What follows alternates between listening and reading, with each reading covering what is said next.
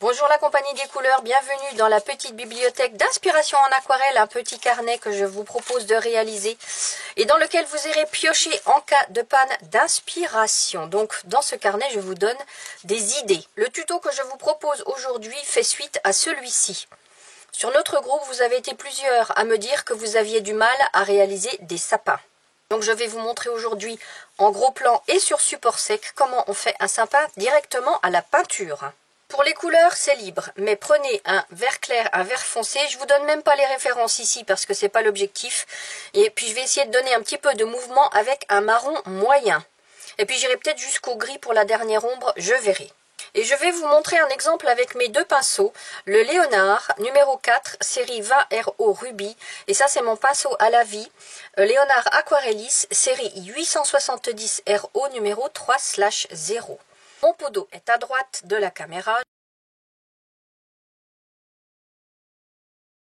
Ce que vous pouvez faire d'abord, c'est au crayon de papier tracer un triangle qui va vous servir de repère. Et le bas, c'est en forme de sourire. À vous.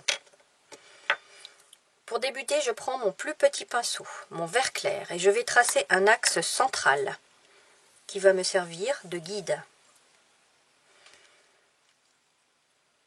Et au-dessus, c'est avec la pointe du pinceau que je vais déjà tirer des petits traits en quinconce, en tremblotant. Sans aller plus loin que mon trait de repère au crayon de papier. Maintenant, je prends mon autre pinceau pour vous montrer un petit peu comment on peut travailler tout ça. Toujours mon vert clair. C'est pas très large. Je continue de travailler avec la pointe du pinceau. Mais plus je descends, plus j'appuie sur le pinceau, ce qui fait que mes branches vont être plus larges. Et quand je termine, donc j'appuie, et quand je termine, je fais une petite pichenette en sautant comme ça, en faisant sauter mon pinceau, comme ça. Hop, et j'appuie, et je fais ma pichenette, et j'appuie, et je fais ma pichenette. Hop, hop. Et vous voyez que les formes des branches, eh ben, elles se font toutes seules. Hop, hop, j'appuie, pichenette, j'appuie, pichenette.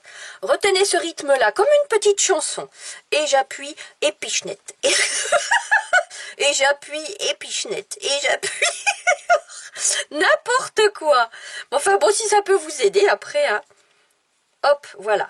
Et maintenant, j'en profite que ce support est encore humide pour aller chercher mon vert foncé. Et pour donner un petit peu d'ombre, un petit peu de mouvement, partout où c'est encore humide.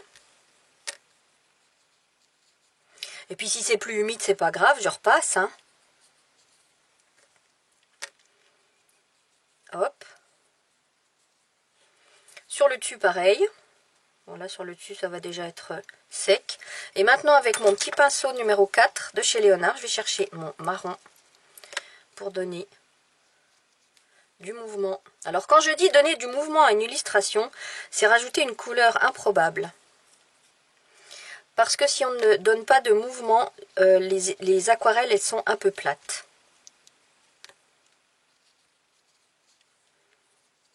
Voilà. Cette couleur, elle est juste là pour être devinée, mais pas pour dominer. Voilà, je vais en rajouter un petit chouïa là sur la gauche.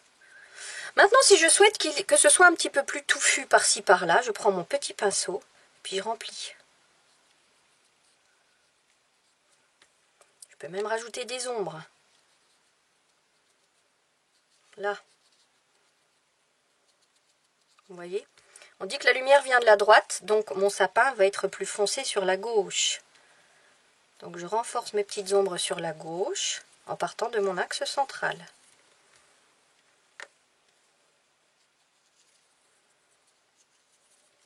C'est quelque chose de très schématisé, de très simple. Et quand on veut faire des sapins dans la brume, comme le support est mouillé et qu'il faut quand même aller assez vite, eh ben c'est idéal. Et puis après, en dessous, si vous voulez rajouter une ombre, je vais chercher dans ma coupelle un mélange de gris-vert qui va me donner quelque chose d'assez foncé. Et puis je vais tout simplement rajouter l'ombre portée sous mon sapin.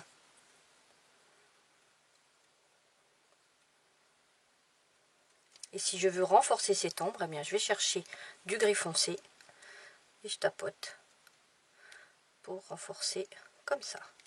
Voilà. Et il n'y a plus qu'à le coller.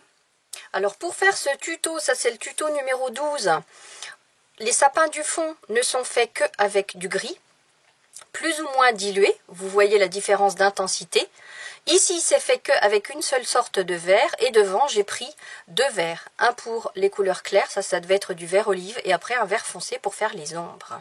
Voilà les amis, ce petit tuto est terminé, j'espère que ça vous donnera au moins des bases et de quoi vous rassurer. Prenez soin de vous, à bientôt!